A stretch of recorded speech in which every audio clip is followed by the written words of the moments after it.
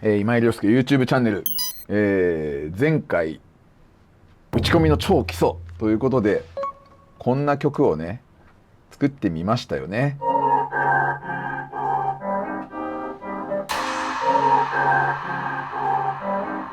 ね、覚えてますかねみんな。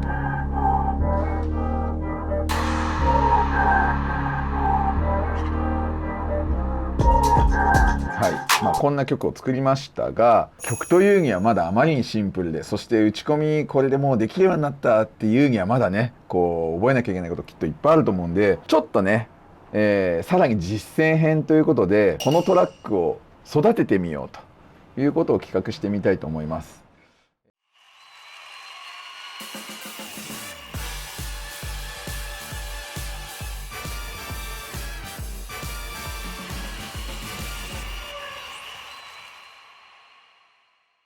まずね何やるべきかなって思ったんですけど、このサンプルね、これ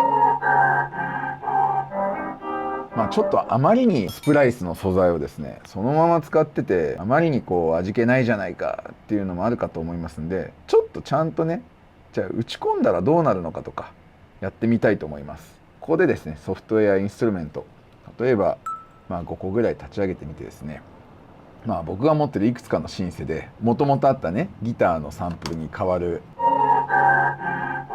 こういう質感とはちょっと違うかもしれないけども、このサンプルをなんか違う楽器に置き換えてみたり、あと皆さん曲なんか作ってると A メロがあって B メロがあってサビがあってみたいな感じで曲ってどんどん展開してきますよね。でこれはある意味ヒップホップとか R&B とかアーバン系の音楽だったらこういうワンループでずっと押せるんですが、でも曲って B メロとか大サビとか欲しいじゃないですかと思うんで、この曲にですねもうちょっとちゃんと曲らしく枝葉をつけてみようじゃないかということで、なんかねまずコードとか入れてみましょうか。でコードにふさわしい音源をじゃあまず探してみ、でもなんかこういうねこ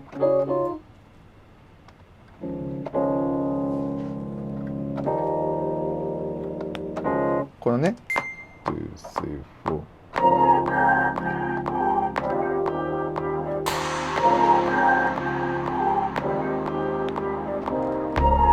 こんなで分かったかな、みんな聞こえたかな。でこれをね前回もやったように同じくクオンタイズします。でちょっとミスタッチがあったのでこれだけ消しましょうね。これだけ聞くとちょっとずれてるね。こういう細かくちゃんと直して、後ろもちょっときれいにしておきましょう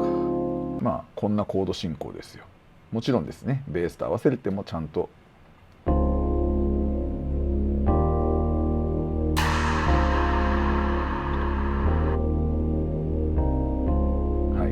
こんな風にコードが。でこれ一応ね見て分かる通りローズのエレピなので、でこれ例えばね、ちょっと遊びましょうか。このエレピになんかコーラスを深めにかけてみたり、トレモロをね、違いが分かるかな。とはボワワワワンって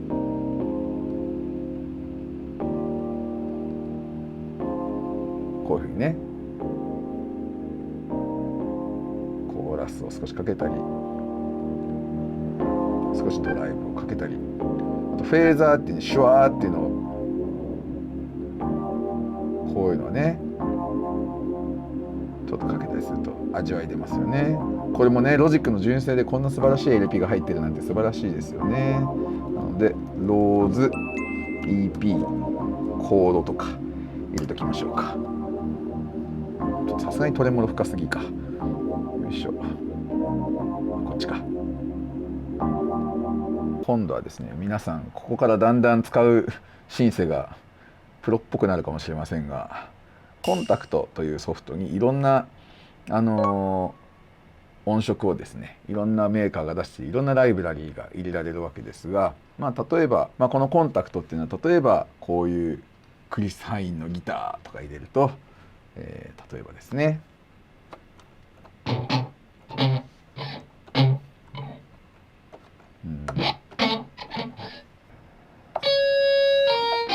ういうね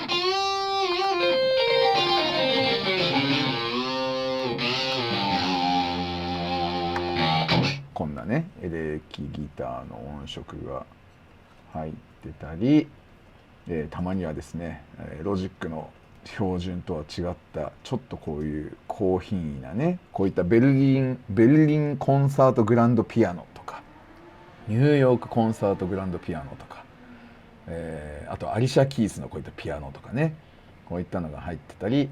あとはこういうアップライトのピアノちょっと質感いいんでこれ僕結構よく使うんだけどこれちょっとねくぐもった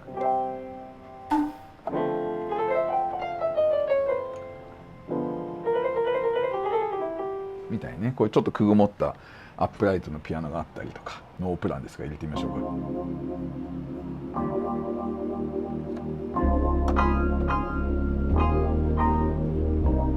チューニングがおかしいね。チューニング直しました。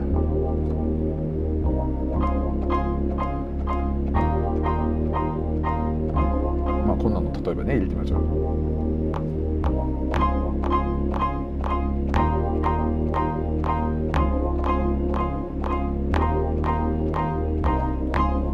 まあねまた例によってフロンタイズします。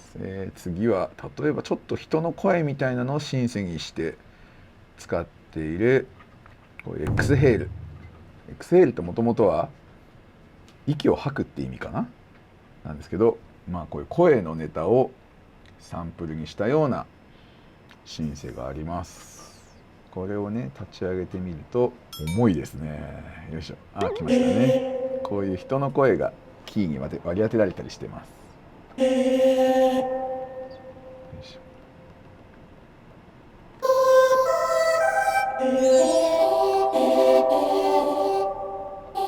でこれで、ノートっていうのをやると、例えばこんなねいろんなとか例えばこんな音ですけど例えばこんな風にね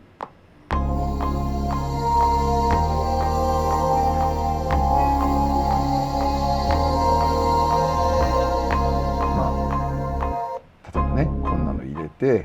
いしょこの辺ねちょっとずれてるんで直しましょう。ちなみにオプションを押しながら十字キーを押すと前にしたり後ろにしたり上にしたり下げたり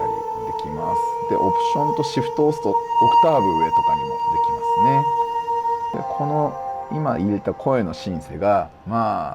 ちょっとずっと鳴ってるにはうるさいよねなんていう時に例えば僕らがよく使うのがサイドチェーンとかねよく皆さん使うことも思いますので本当はコンプレッサーとか作るのが本当なんですけど最近はこの LFO ツールズっていうすごい便利な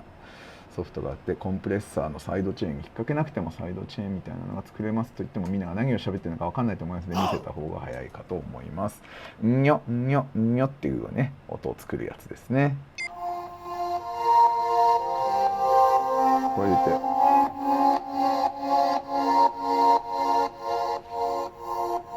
このサイドチェーンをかけないとベターっとなってますよね。これをこう「んにょんにょ」ってボリュームのカーブをかけてみましょう。もう一回サイドチェーンオン。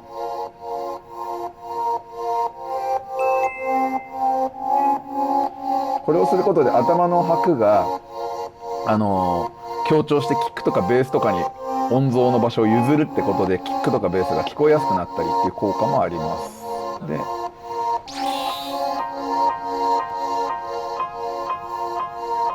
よくねベースなんかにもかける人いますがこの曲はあんまりベースにかけても合わなそうなんでやめてみますがでもベースにかけたらどうなるか一回やってみましょうか。ミックスウィンドウに行きまして今かけたのこの LFO ツールってやつでこの X ヘイルシンセっていうのかけてますが、ベースはこの一番端っこにいますね。これもオプションを押しながらチュルチュルチュルチュルっとよっ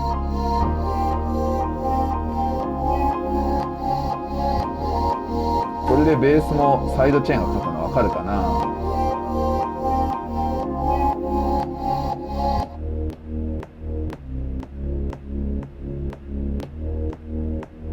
なんかキックみたいな音が鳴っちゃうね。ブツブツ言うのはなぜだ。言わないんだけどな。でも意外とサイドチェーンそんな悪くないですね。ドラム入るとどうなるかちょっと聞いてみましょう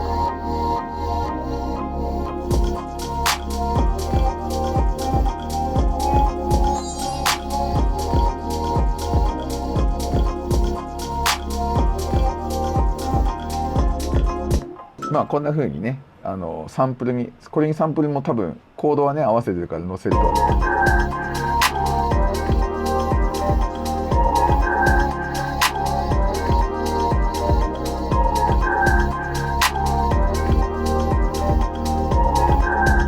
今やこのベースがちょっとパンチ不足に思えてきたんで、ちょっと面白いのかけましょうか。ダダライフ、これねすごい UI が超アホ臭くて、単純に音を歪ませてぶっとくするっていう、エフェクターかな、ベースにこいつの表情がちょっと面白い。ちょっと極悪な音になってるでしょ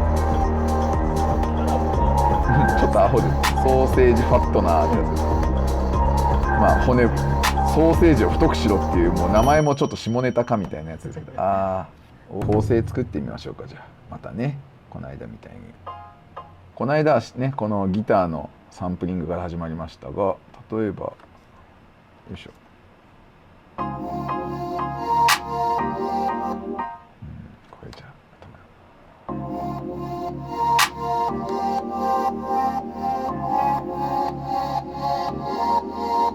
よいしょ。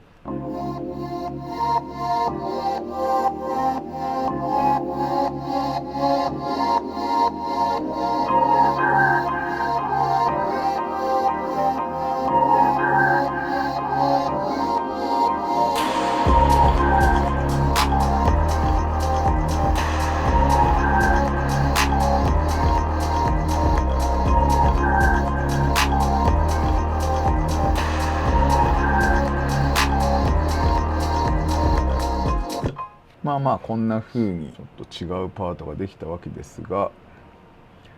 なんかこういわゆる世の中でいう B メロみたいのを作ってみましょうか。よいしょ。まあ8小節もあれば十分かな。例えばこれね。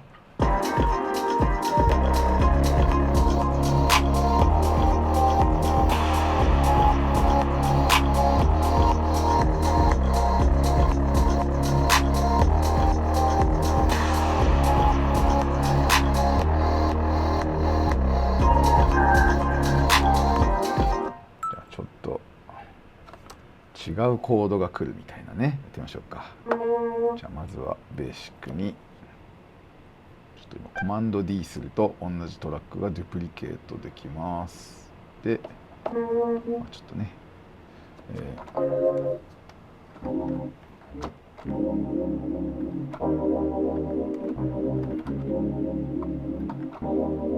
こんなコード進行してましてね。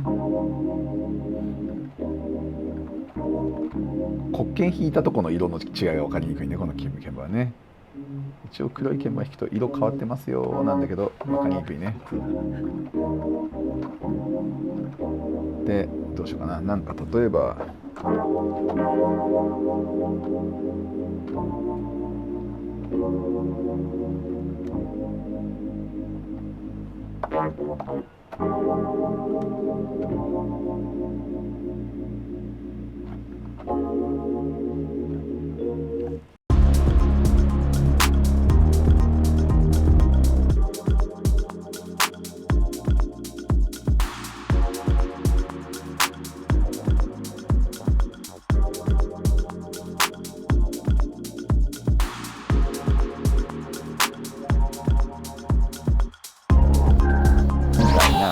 例えばこんなねブリッジというか B メロみたいな、やっぱ遅いね、ダメだね遅っ。で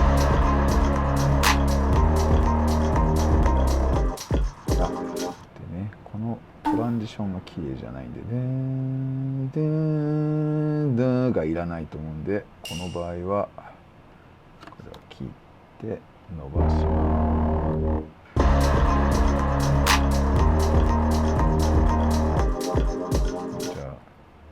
も反りまして、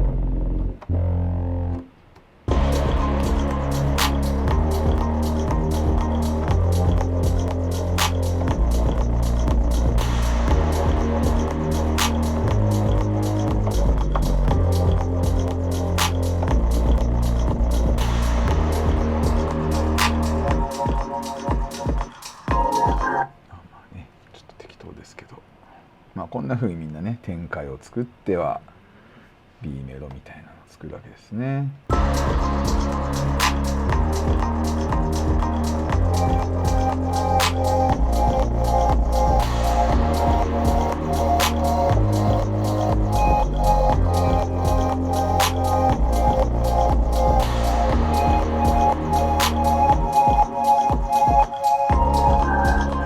みたいにね、例えば入れますよと。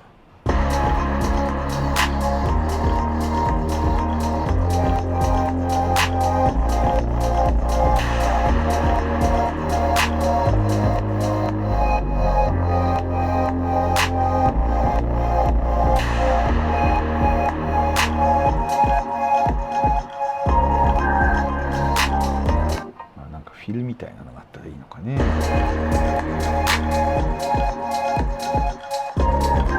ここもいらないかもね。よいしょ。こ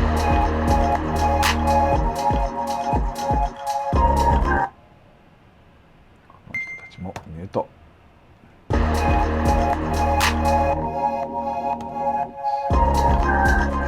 なんだったらきっかけでこの人がいた方がかっこいいんじゃない？よいしょ。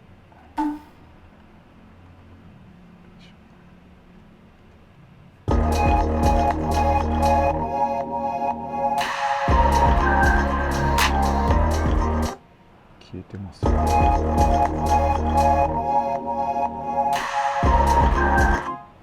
思いっきり音が鳴ってんのはなぜだ。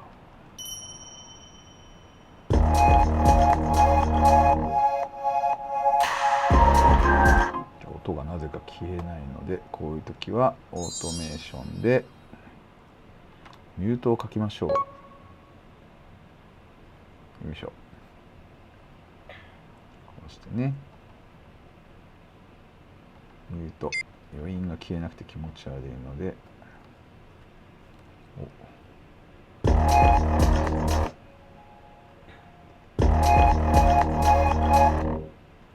と拍が合ってないですね。よいしょ。この小節頭でミュートをして、次の小節頭で戻ってくるみたいなね。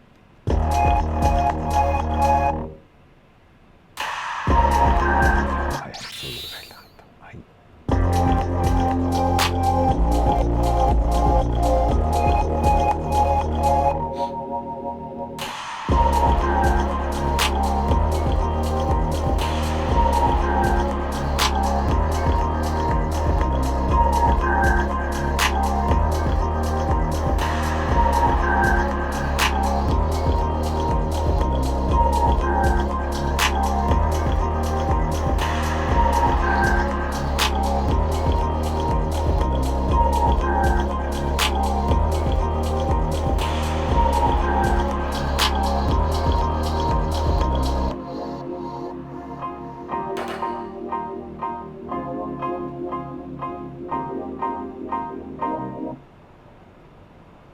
みたいに半分かね。ちょっと最後のコードのきっかけがいらないんで、こんな感じ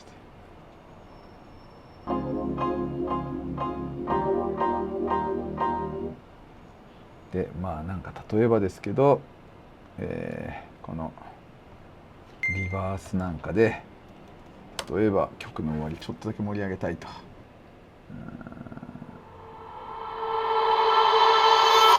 なんかこんなの例えば、よいしょ。こんなのが最後にね来たりすると曲の終わりっぽいじゃないですか。今 A の音で鳴ってましたが、ちょっとそれだけ本当はこの曲だと B フラとかで鳴るときっと B フラとかで鳴ると気持ちいいんで、ここでなんと波形もトランスポーズができます。 B フラには半音上げなんでこうかな。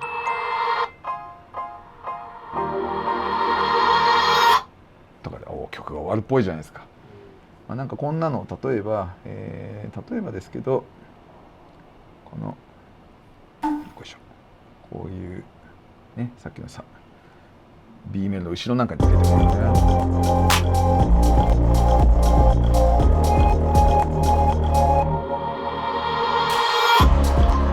この場合はあれでね、このクラップの4拍目のお尻に合わせてなると気持ちいいかもですね。例えばね、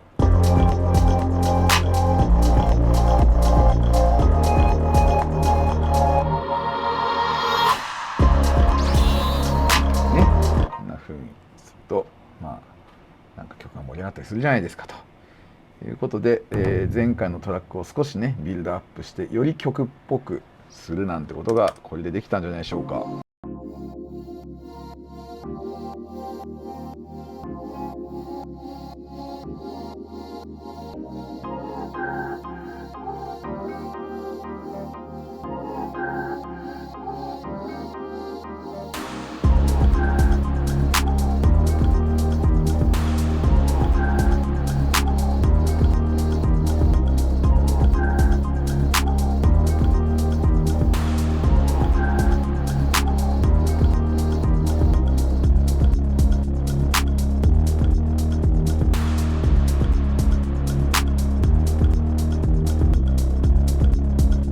ベースでかいかな。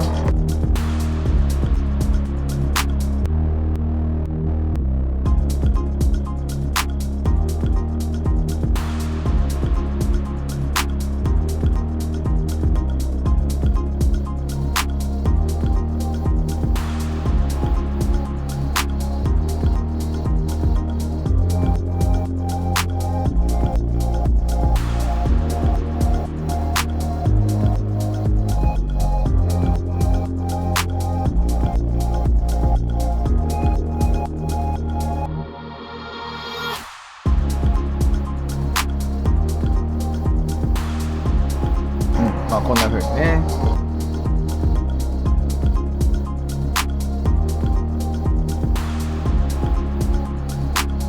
でここからサンプルがまた入ってきます。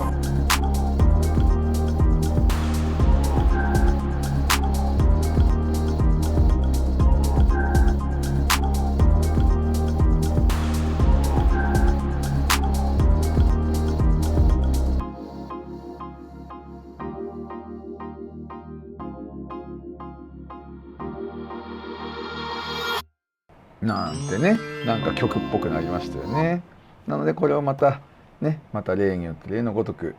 前回と同じくバウンスしましょうということで、こうするとまた MP3 を書き出すと皆さんは自分のジングルとかねということで、ちょっとねマシンの負荷がなかなか高いこの画面収録をしながらやることによって結構画面、Mac の負荷が多くて大変そうですが、こんなようなことをですね、でも実際はこのどうだろうな、1曲作るのにこの今見えてるこの画面の4から5スクロールぐらい下までビターッとトラックがねいっぱいになるように、ぐらいまではねいつもなんかいろんなレイヤーを積み重ねて作っていますが、画面収録しながらだと到底それは再生できなそうだなという感じもしつつですが、こんな感じで、我々は曲を作っておりますということで、ちょっとだけねアドバンストということで参考になりましたでしょうかということで、今井亮介 YouTube チャンネル今回はこの辺でということで、ありがとうございました。